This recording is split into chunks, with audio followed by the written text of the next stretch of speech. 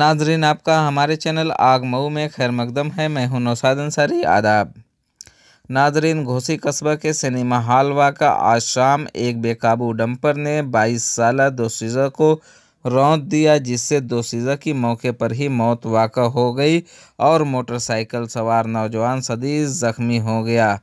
मज़कूरा हादसे के बाद मुकामी लोगों ने बरहमी का इजहार करते हुए कौमी शाहराह को जाम करके मुजाहरा शुरू कर दिया।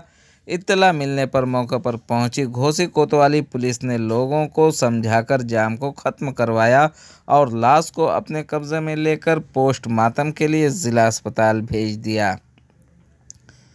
खबरों के मुताबिक आराधना बिनते राम दरस उम्र 22 साल साकिन अरियासो, जो अपने भाई के साथ मोटरसाइकिल पर सवार होकर घोसी से अपने ज़ाती काम को मुकम्मल करके अपने घर वापस जा रही थी, सिनेमा हॉल के करीब बेकाबू डंपर की जद में आकर मोटरसाइकिल सवार नौजवान डंपर के दूसरी तरफ गिर गया, जबकि पीछे बैठी उसकी बहन डंपर के पहिए के नीचे आ गई।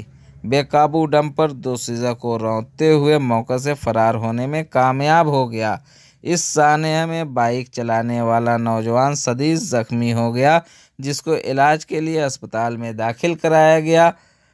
आग न्यूज़ के लिए घोसी से मुजफ्फरुल इस्लाम की खास रिपोर्ट।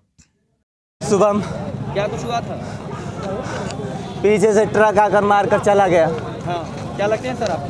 भाई हम उसके छोटे भाई। कैसे, क्या किसी पर क्या गलतियाँ बता रहे हैं? कुछ गलती नहीं है। ये ट्रक वाले बार में नहीं समझे उनको कैसे चलना है। पीछे से इतनी स्पीड से गया कि टक्कर मार के चला गया। उस समय कोई होश में रहेगा, तुरंत निकल लिया है। प्रशासन अभी क्या कह रहा है? प्रशासन क्या कर रहा है? प्रशासन कह रहा है कि बदतमीजी ना करो। ये बदतमीजी हम कर रहे हैं। आप लोग की मांग है? मांग कुछ नहीं, हमारी कोई बहन की जान तो वापस नहीं लाएंगे ना। मांग हमारी कुछ नहीं।